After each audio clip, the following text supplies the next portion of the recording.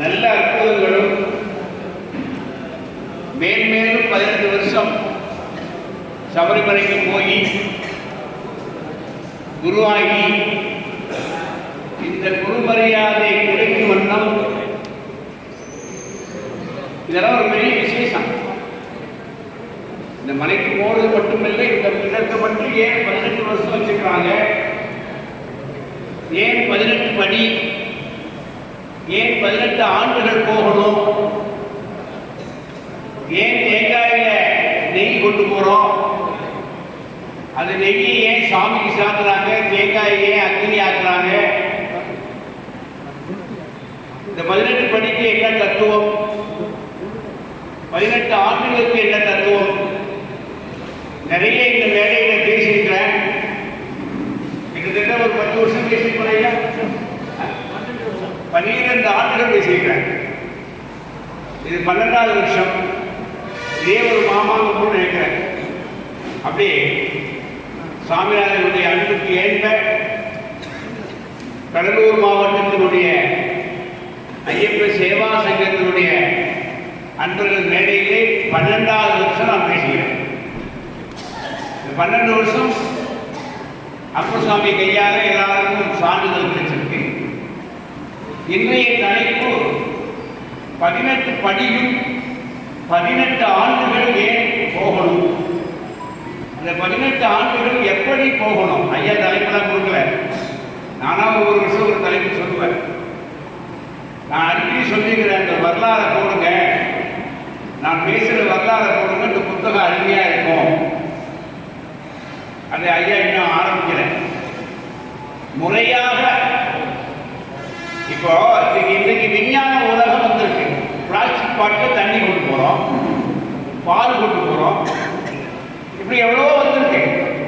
ஏன் நம்ம ஐயப்பன் கோயிலுக்கு ஒரு நெய்யை வந்து ஒரு கவரில் கொண்டு போகக்கூடாது, அது தேங்காயில தான் கொண்டு போகணும்.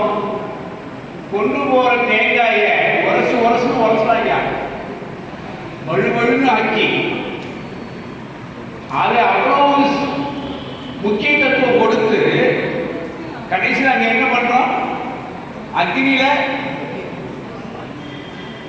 நல்லா சிந்திச்சு பாருங்க. நான் கேள்வி மாதிரி சொல்றேன். தேங்காயில நெய் கொண்டு போற தேங்காயை அது மேல இருக்கிற முடியெல்லாம் உரைச்சி கொண்டு போறோம். ஆனாலும் அது ஐயப்பனுடைய சன்னதிக்குள்ள போகாது.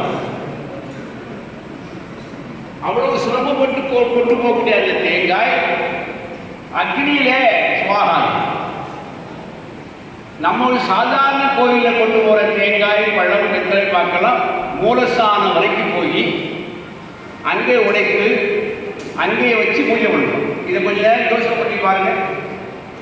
இதில் என்ன இருக்கு, கல்லால் அடிபுடலால் கண்மூன்று இருப்பதனால் எல்லோரும் பூசைக்கு எதிர்த்திடலாகோ வல்லோடு கொல் கனி நீக்கி. நல்ல ஒரு சிலையில இருப்பாய் பேரு. ஔவையார் சொன்ன ஒரு சிலை. கல்லால் செய்யப்பட்ட இறைவனுக்கு கல்லிலே தேங்காய் உடைப்பாங்க. அங்க இருக்கிற நடையிலே தேங்காய் உடைச்சு வராங்க. கல்லால் அடிபுடலால் கண் மூன்று இருப்பதனால், கண் 3 கண் இருக்கும் தேங்காய்க்கு. இறைவனுடைய படைப்பிலே 3 கண் உள்ளது தேங்காயும் சிவபெருமான் தான். வேற எதுக்கும் 3 கண்கள் கிடையாது. 3 இலை இருக்கும், 3 ஒன்னா சேர்ந்திருக்கும் வில்வம். கண்ணுங்கிற வார்த்தை சிவபெருமான் ஒருவருக்கு மட்டும்தான் முக்கண் உடையவன். அடுத்தது தேங்காய்க்கு தான் முக்கண். மற்ற வில்வ இலைகள் அதெல்லாம் வந்து இலைகள். இந்த கல்லால் அடிபுடலால் கண் மூன்று இருப்பதனால் எல்லோரும் பூசைக்கு எடுத்திடலாகும். அது நடையிலே உடைச்சு நடை சாமிக்கு தாக்குவோம். அது கூட நம்ம சும்மா கொண்டு போகக்கூடாது. வல்லோடு கொள்கனி, கனினா பழம், கொள்ளுனா வெத்தலை பாக்கு. என்ன அருமையா சொல்லுங்க சிலையை பாருங்க. கல்லால் அடிபுடலால் கண் மூன்று இருப்பதனால் எல்லோரும் பூசைக்கு எடுத்திடலாகும். எல்லாரும் தேங்காய் பழம் எடுத்துப்போம். வல்லோடு கொள்கனி நீக்கி. அப்படிப்பட்ட எல்லா சிவாலயங்களுக்கும் எல்லா கோயிலையும் எல்லா வழிபாட்டிலையும் வெற்றிலை பாக்கு தேங்காய் கொண்டு போறோம். ஆனால் இங்கே மட்டும் 2 முடிகள். இருமுடினா என்ன பொருள்? 2 முட்டை கட்டியிருக்கிறார் ஐயப்பனுக்கு, தெரியுதா? 2 முட்டை கட்டியிருக்கிறா இல்லையா? அந்த கட்டு எங்க இருக்கு? நான் 12 வருஷமா கேட்பேன், யாரும் சொல்லுங்க. அந்த கட்டு எங்க இருக்கு? அவருக்கு 2 முட்டையும் கட்டியிருக்கிறாங்க. அது முன்னால கட்டிக்கிறாங்களா, பின்னால கட்டிக்கிறாங்களா, இல்லை பற்ற வச்சிருக்காங்களா, இல்லை ஒட்ட வச்சிருக்காங்களா? கண்டுபிடிக்கணும். அதுதான் இருமுடி கட்டு. 2 முட்டையும் கட்டியிருப்பதால் நாம் அவருக்கு 2 முடி கட்டி கொடுப்போம்.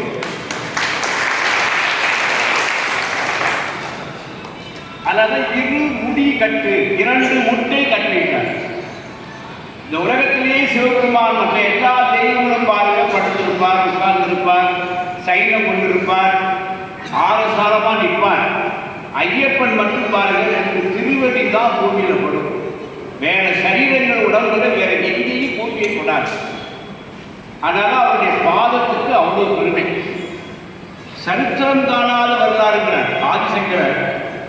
சரித்திரம் காணாத வரலாறு ஒரு நூல் எழுதிக்கிறார். ஏன்னா அவர் கேரளாவில் பிறந்தவர், இளமையில் ஐயப்பன் போயிருக்கிறார். அதனால அவர் நூலை படிச்சுதான் இப்போ நான் உங்களுக்கு சொல்றேன். காந்தமலை என்பது உலகிலே வேற எங்கேயும் காந்தமலை கிடையாது. அது ஒண்ணுதான் காந்தமலை. திருவண்ணாமலை அக்னிமலை தான். காந்தமலை வேற, அக்னிமலை வேற. இது அக்னி சொருபம், அது காந்த சொருபம். காந்த கல்லுன்னா அவங்களுக்கு தெரியும், ஒரு பொருளை இழுக்கக்கூடிய சக்தி. அது மாதிரி இந்த காந்தமலையில 50 சிலையால் செய்யப்பட்ட ஐயப்பன் சிலை, அந்த காந்த சக்தியினுடைய பவர் இருக்கான். அதனால அந்த மலையில நம்ம நடந்து போகணும்.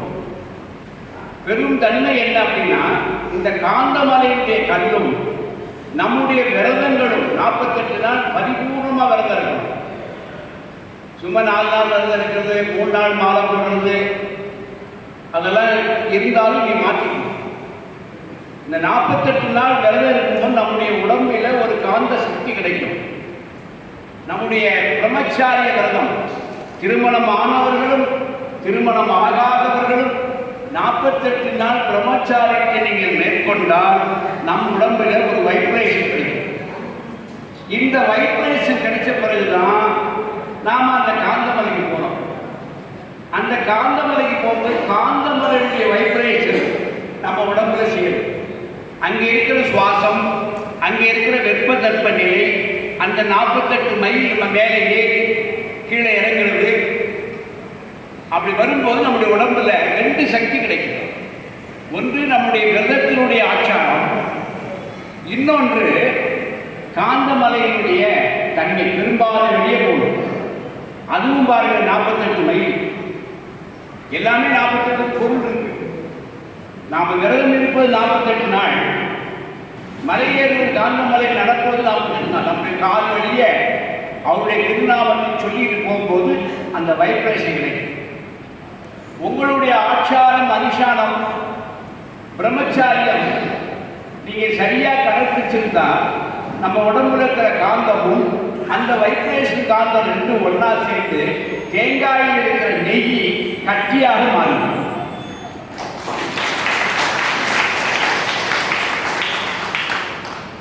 எல்லா இடமும் அங்கே அது மாதிரி போய் அந்த தேங்காயை உடைக்கும் போது திருநாளை உடைப்பார். அப்ப தேங்காயை உடைக்கும் போது உள்ளே இருந்து அது லிங்க மாதிரி தண்ணியாக நெய்யாக விடக்கூடாது. கட்டியா அதில் உடைஞ்சிக்கிட்டு கத்தி வச்சு சொல்லிக்கூடாது. 2ஆ உடைக்கும் போது அது ஒரு உள்ளுக்குள்ள ஒரு தேங்காயை உடைத்தது போல இருக்கணுமா. அப்படி விட்டாதான் சரியான பொருள். சிவபெருமான் ஐயப்பனுடைய அப்பா, அவருடைய தாயார் வைணவர். கிருஷ்ண பெருமான் மோகினி அவதாரம் எடுத்தார். மோகினி அவதாரம் எடுத்த கிருஷ்ணனுடைய விருப்பம் என்ன? நெய் தான். வெண்ணெய் நெய் தான் சாப்பிடுவார் அவர். ஆனால் தாயார் மோகினி அவதாரம் எடுத்த கிருஷ்ண பகவான் விருப்பமான நெய். அப்ப தாய்க்கு விருப்பமான நெய்யும் தகப்பனாருக்கு விருப்பமான நெத்திக்கண்ணையும் தேங்காய் 2 ஒன்றா. நெற்றிக்கண் பிறப்பினும் குற்றம் குற்றமே. மோகன அவதாரம் எடுத்த கிருஷ்ண பகவான் சிவபெருமான் நினைச்சிருந்தா அவளை பிடிச்சி கட்டி பிடிச்சிருப்பாரா? கட்டி பிடிச்சிருந்தா என்ன வந்தது? யார் வந்தா? அதனாலதான் நீ ஒரு குற்றவாளின்னு சொல்லிதான் ஐயப்பன் என்ன பண்றாரு, அவர் நெத்திக்க உடைச்சு உன் கண்ணுதானே எங்க அம்மாவை பார்த்தது, நீ பெண்ணா பார்த்த, அதை கிருஷ்ணனா பார்த்திருந்தேன்னு நான் பிறந்திருப்பேனா? அதனால பாருங்க, அது இருக்கிற 2 கண்களை பெரிய கண்ணை குடைஞ்சி நெய்ய உள்ள ஊற்றி கொண்டுட்டு போயிட்டு நீ குற்றவாளி ஒன்று அக்னியில போட்டு எரிக்கிறே வச்சுற.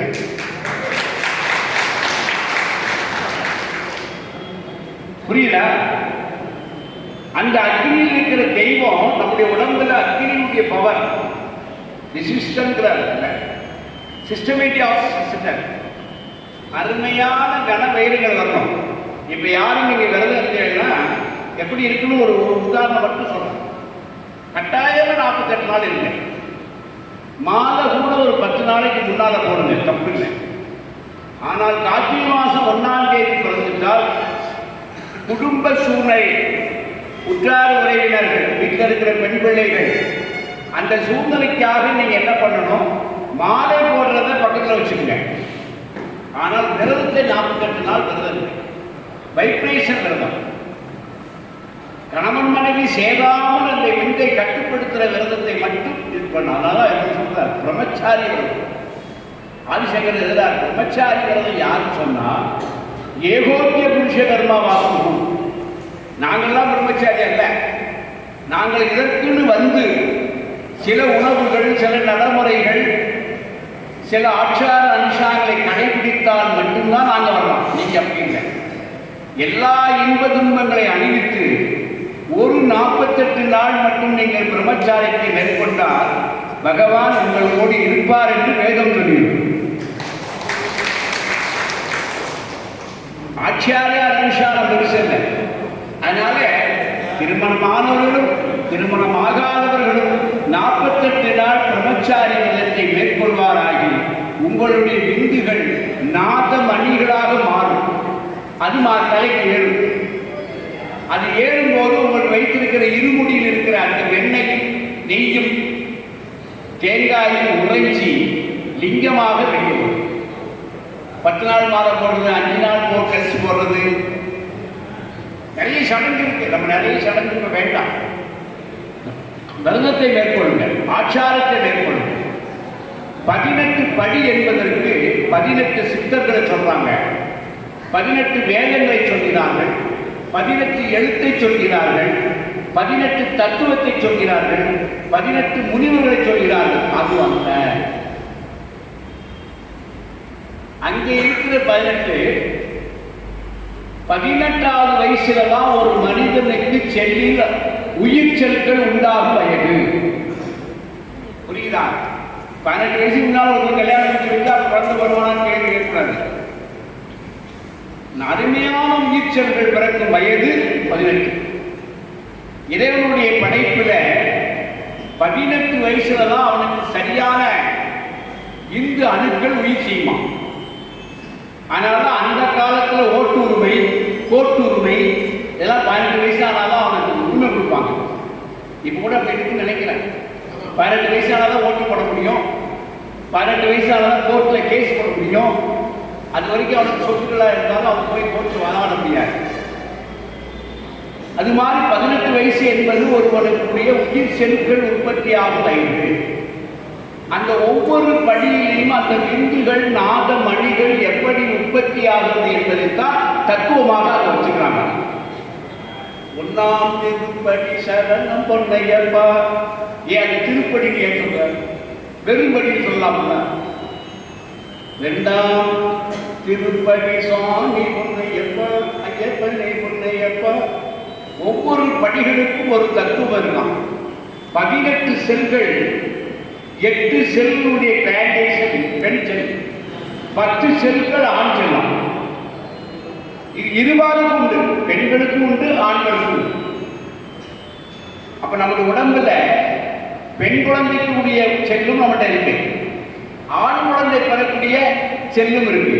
இந்த 2 செல்களும் 48 நாள் நீ தொடாமல் இருந்தேன்னா ஆணா இருக்கிற செல்லும் பெண்ணா இருக்கிற செல்லும் மகுப்பத்தை பெற்று ஐயப்பனை காண முடியும் என்று வேதம் சொல்லுகிறது. புரியுதா? அப்ப யார் பார்க்க முடியும்? யாரால பார்க்க முடியும் சொல்லுங்க? யாரால பார்க்க முடியும் ஐயப்பனை? நல்ல விரதங்கள் இருந்தால், அவருடைய பிரம்மச்சாரியம் சரியாக இருந்தால், ஒரு மனிதனுக்கு செல் உற்பத்தி ஆகுவது 48 நாளைக்கு ஒரு முறைதான். அப்ப 48 நாள்னா கிட்டத்தட்ட 2 மாசம். அது தாய் வயிற்றுல போய் 10 மாசம். ஒரு மனிதன் பிறப்பது 18 மாதங்கள். மற்ற நாளா நீங்க கணவன் மனைவி சேர்வது தெரியாது. அந்த செல் எப்போ உற்பத்தி ஆகுது என்பது நமக்கு தெரியாது. ஆண் செல்லா இருந்தால் ஆண் குழந்தை, பெண் செல்லா இருந்தால் பெண் குழந்தை. 2 செல்களும் ஒன்னா சேரும் போது நம்முடைய உடம்புல ஒரு வைப்ரேஷன் இருக்கும். அந்த நெய்யும் அந்த தேங்காயாகிய சிவனாகிய ஆண் செல்லும் பெண் செல்லும் ஒன்றாக சேர்ந்து இறைவனாக காட்சி அளிக்கிறார் என்று வேதம் சொல்கிறது. அதுதான் ஐயப்பன். புரியுதா? ஐயப்பன் கோயிலுக்கு எதுக்கு போறது தெரிஞ்சுக்க. அப்படி இருக்கிறவர்கள் தான் அந்த 18 படி கடந்து வரணும். கடந்து வருவது நடந்து வருவது. ஒவ்வொரு ஆண்டுக்கும் ஒரு படிக்கு ஒரு சிறப்பு இருக்கு. அந்த படியில 18 வருஷம் சென்று வந்துட்டால் அவர் யாராகலாம்? என்ன சாமியாகலாம்? குரு சாமியார். அவர்கள் தேங்காயை கட்ட முடியும், அந்த நெய்யை ஊட்ட முடியும். அவர்கள் கரங்களால் அதை செய்தாரானால் அது நிச்சயமாக நல்லதையே நடக்கும் என்பதை வேதம் சொல்லுகிறது. ஆதிசங்கர் இருக்கிறார், சூத்ரோ கர்ம வாஸ்து, மிகப்பெரிய ஒரு சூத்திரன். இன்னைக்கு இறைவனை பார்ப்பதற்கு ஜாதி பேதம் இல்லாத ஒரு கோயில், அனைத்து பொருளையும் ஏற்றுக்கொள்ளக்கூடிய ஒரு கோயில் இருக்குன்னா அது ஐயப்பன் கோயில். சாஸ்திரோ விதி சகா சூத்திர கர்ம வாக்கு வலியே இருக்கிறார் ஆசிரியர். முதல்ல அங்க போனவர்கள் யாருன்னா சூத்திரம் தான். சாஸ்திரம் படித்தவர்கள் யாரும் அங்க போகல. பின்தங்கிய வகுப்பினை சேர்ந்தவர்கள் எல்லாம் போயிருக்காங்க. அதிலேயும் இன்னும் விரிவாக எழுதுகிறார் ஆதிசங்கரர். ஆச்சாரியார் கனவாஸ்து நோக்கி யாதவபுரத்தை சேர்ந்தவர்கள் தான் முதல்ல சென்றிருக்காங்கன்னு வேதம் சொல்லுது. இந்த யாதவபுரம் கிருஷ்ணர்புரம். அது தமிழ்நாட்டில் யாதவபுரம் சொல்றோம், கேரளாவில் உண்டு. இவரெல்லாம் இதை முதல்ல இதுக்கு நிஷ்காமியம் பண்ணிக்கிறாங்க. அதுக்கப்புறம் தான் மன்னனுக்கு தெரிந்து மன்னன் வரலாறு பண்ணி அதுக்கப்புறம் ராஜவம்சங்களை இதை தலையிட்டிருக்காங்க. கதையில ஒரு மாதிரி வரும், சாசனத்தில் ஒரு மாதிரி. ஆகவே நீ 18 படியும் கடக்க வேண்டும். இடைவிடாது ஒரு வருஷம் கூட நமக்கு இடைவிடாமல் 18 ஆண்டு போடும். இங்கே எப்படி எடுத்துக்கலாம் தெரியல. இடைவிடாமல் 18 ஆண்டுகள் போயிடும். எந்த சூழ்நிலையும் நம்ம குடும்பங்களில் எந்த ஒரு தீய காரியம் நடக்காம இருக்குன்னு சொல்லி பிரார்த்தனை பண்ணி முதல் வருஷத்துல ஒருத்தன் வைராக்கியம் பண்ணி மாலை போட்டு பெரும்பாலை வழியாக முதல் வருஷம் செல்லணும். அதனால கண்ணி பூஜை செஞ்ச உடனேயே அவன் ஒரு பெரிய நிலை அடையலாம். ஃபர்ஸ்ட் வருஷம் மாலை போட்டு முதல் வருஷம் கன்னி பூஜை செய்து அவன் பெரும்பாலை வழியாக போய் அவர் 18 ஆண்டுகள் போயிட்டாருன்னா அவர் குருசாமியுடைய நிலையை அடைய முடியும். அவர்கள் கரங்களால இருமூடி கட்டி போனால் நன்மை நடக்கும் என்பதுதான் குருவாக இருக்கும். அந்த இனம் கிடையாது. 18 வருஷம் எந்த சாமி நான் சொல்ல விரும்பல. யாரா இருந்தாலும், அவர் எந்த சமுதாயம் இருந்தாலும், அவர் நம்ம வீட்டில் வேலை செய்யறதா இருந்தாலும், அல்லது நம்ம வீட்டு ஒரு பெரிய பூசாரியா இருந்தாலும் பரவாயில்ல, அவர் 18 ஆண்டு போயிருந்தார். அவரை குருசாமி என்று ஏற்றுக்கொள்ளணும். அவருடைய திருவடியை பூஜை செய்யணும். பாத பூஜை செய்து அவரை குருவாக ஏற்றுக்கொள்வதுதான் இங்கு வேற்றுமை இல்லாத இறைவன் என்பதற்கு ஐயப்படுவதுதான். மத வேறுபாடு, ஜாதி வேறுபாடே கிடையாது. அங்க இஸ்லாமியர் கோயில் கூட ஒன்று இருக்கு. அங்க போய் நாம வேட்டை சொல்லுவோம். ஆக ஜாதி கிடையாது, மதம் கிடையாது, இனம் கிடையாது, எல்லாரும் சாமி தான். எல்லாரும் யாரை பார்த்தாலும் சாமி சரணம், சையப்பா சரணம். இந்த சரணம் சரணம் என்பது 48 நாளைக்குள்ள ஒரு நாளைக்கு 108 தடவை சொன்னால் 48 நாள் விரதம் இருந்தால் எத்தனை தடவை சொல்லி முடிக்கிறோமோ அதில் ஒரு காலம் சுவாமியை போய் காதுல முடிப்போம். ஒரு கணம் ஒரு வார்த்தை நீ சொல்லக்கூடிய இத்தனை வார்த்தைகள் அவனுடைய காதுல முடிக்கும். அதனால நம்ம 18 படியினுடைய தத்துவம் என்ன என்றால் பிறப்பின் பயன்கள், ஞானத்தின் பயன்கள், செல்வின் பலன்கள். அதனால இதுவரைக்கும் எப்படி இருந்தாலும் இனிமே ஒரு வருஷமாவது 48 நாள் விரதம் இருக்கும். பிரம்மச்சாரி வரலாம், நம்ம மனைவி இல்லாமல் இருக்கும். அவங்கதான் சாப்பிடுவாங்க, விரதம் இருக்க, ஒரு வேளை சாப்பிடுங்க, 2 வேளை உணவை டிஸ்கார்ட் பண்ணிக்கங்க. நம்ம உடம்புல ஒரு பாக்கு சுத்திடும். 2 வேளை எதுக்காக குளிக்கிறோம்? எதுக்காக 2 வேளை குளிக்கிறோம்? யார் சொல்றா பார்க்கலாம். எங்க குருசாமி சொன்னா நான் குளிக்கிறேன். அப்படித்தானே நம்முடைய காந்த சக்தி உண்டாகும் போது வெப்பத்தினுடைய நிலை அதிகமானால் தனக்கு தெரியாமலே இந்திரியம் தானாக தெரியுமாயிடும். அதுக்கு தான் 2 வேளை குளிச்சு பாடியை குளிர பண்ணிக்கணும். எப்ப குளிக்கலாம்?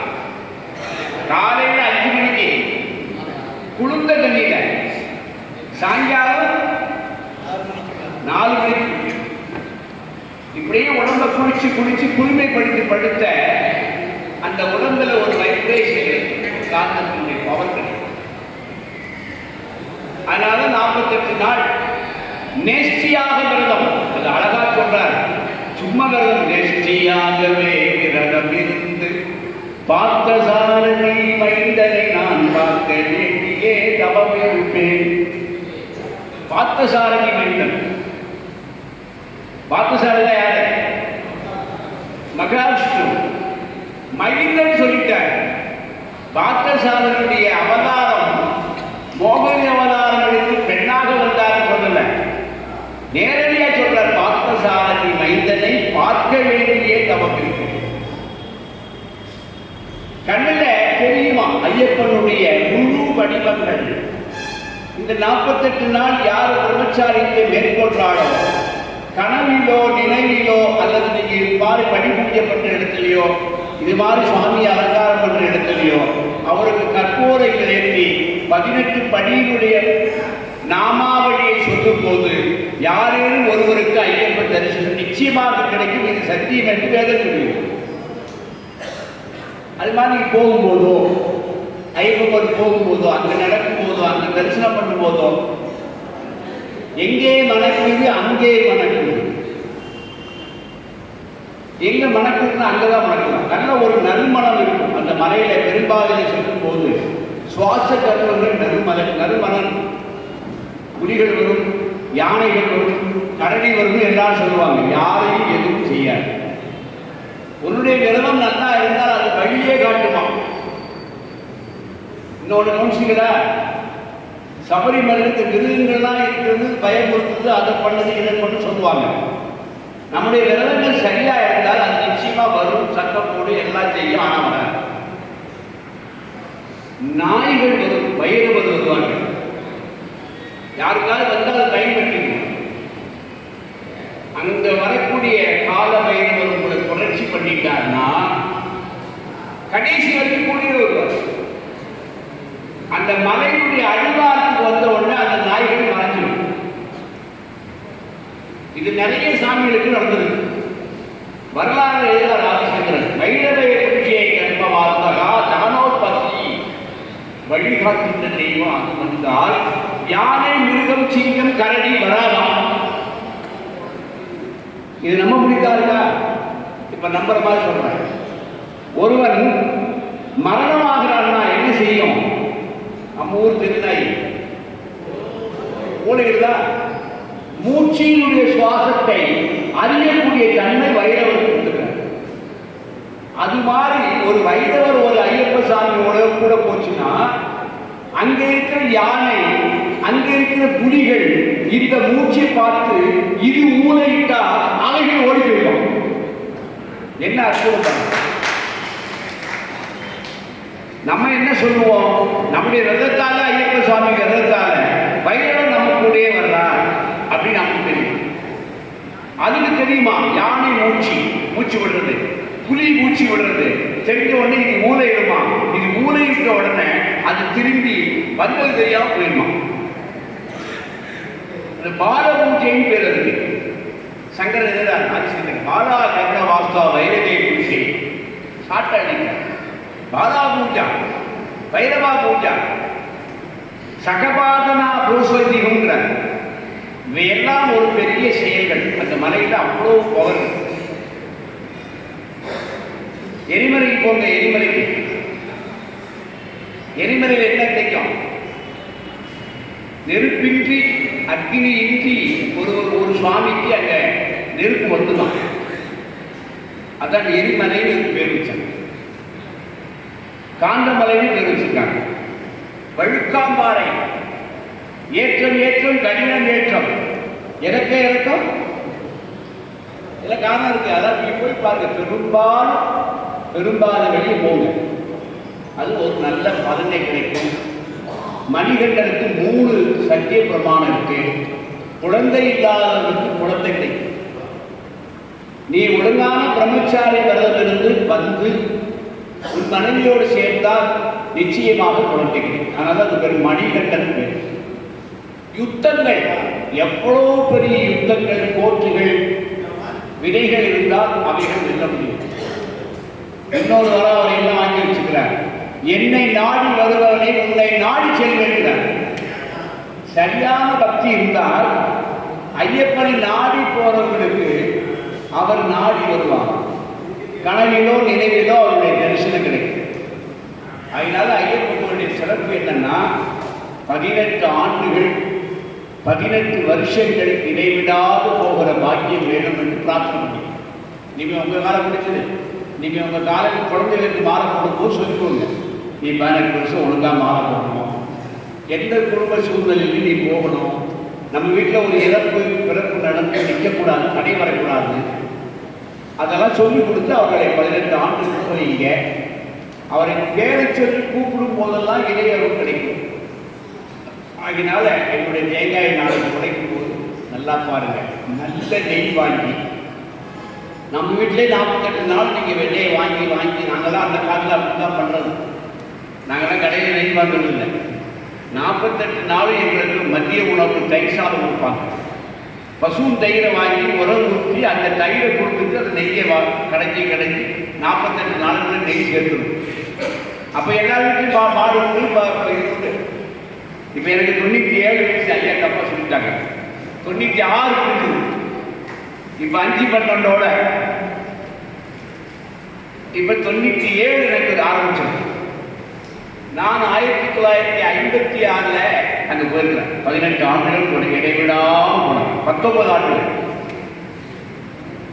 அப்போ இந்த வெண்ணைகளை சேர்த்து வச்சு உருக்கி அதை கொடுப்பார்கள்.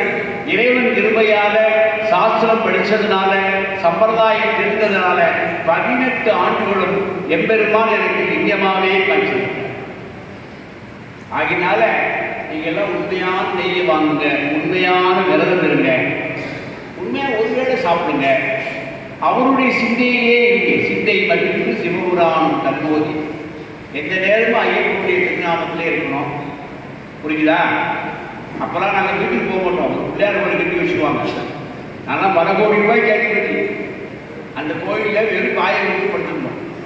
கர்ப்பப்பை 48 நாளைக்கு யாரும் வீட்டிலேருந்து வரமாட்டான்.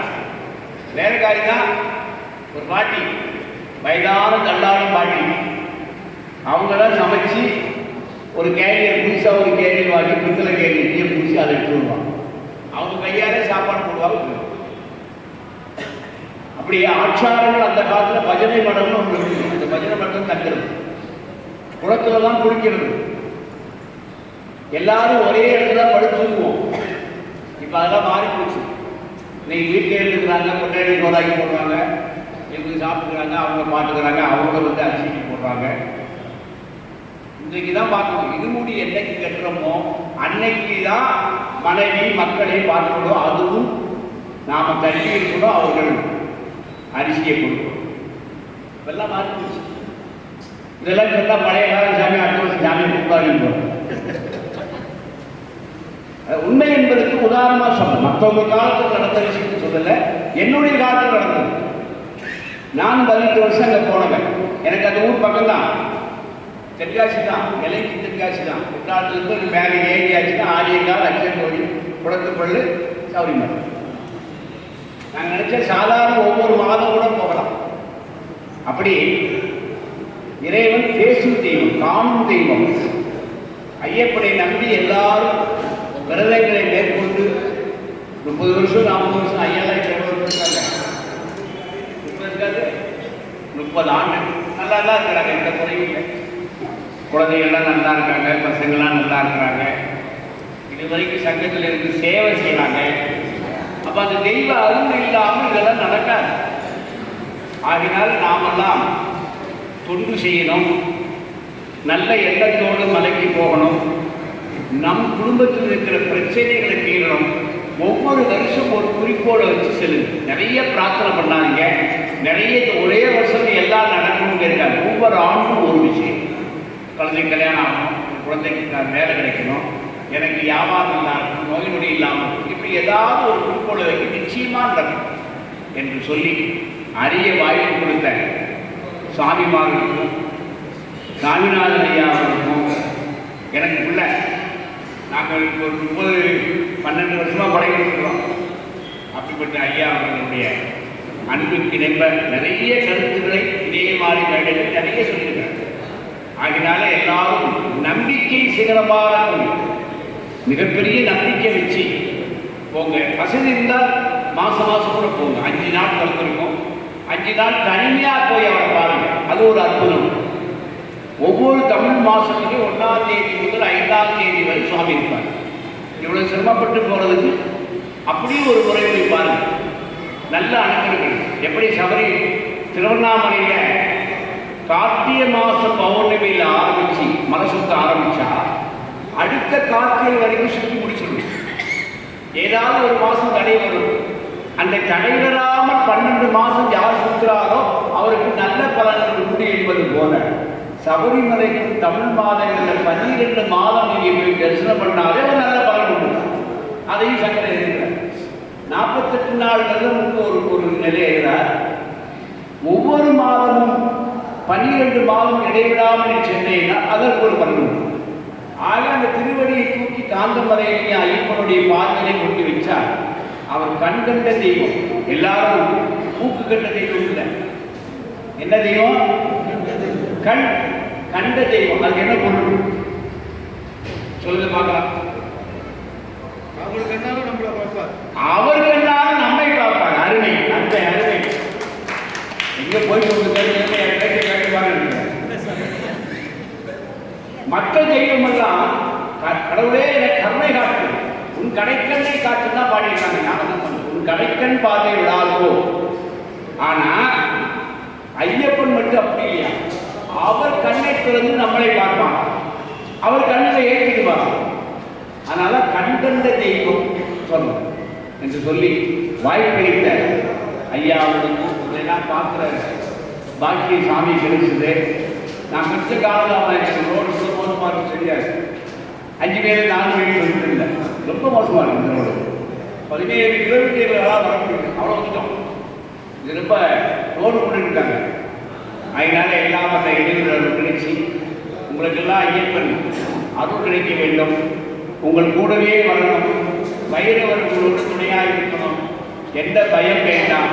பயமில்லாத தெய்வம், பக்தி உள்ள தெய்வம், நினைத்த காரியம் நடக்கும் தெய்வம் சாமியே.